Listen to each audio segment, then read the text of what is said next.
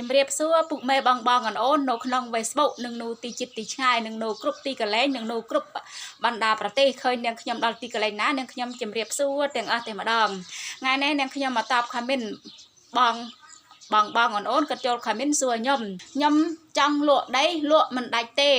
សូមអ្នកគ្រូជួយខ្ញុំផងបើបងប្អូនចង់មើលពីរស័យឬក៏ការលក់ដីឬក៏ការរស់នៅរបស់បងប្អូនឬក៏បងប្អូនចាកាត់នៅថៃចង់មើលពីកន្លែងនៅឬមកក៏បងប្អូននៅកូរ៉េឬមកក៏នៅជប៉ុនឬមកក៏នៅ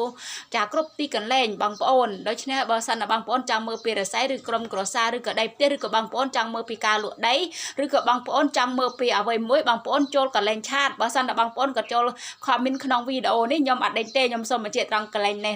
ចាវីដេអូខ្ញុំមានតែប៉ុណ្ណេះជូនពួកបងប្អូនទាំងនៅទីចិត្តទីឆ្ងាយនឹងនៅគ្រប់ទីកន្លែងនឹងនៅគ្រប់បណ្ដាប្រទេសនឹងទូទាំងប្រទេសខ្មែរសូមឲ្យធ្វើដំណើរសុវត្ថិភាពរកស៊ីមានបានត្រជាក់ត្រជុំគ្រប់គ្នា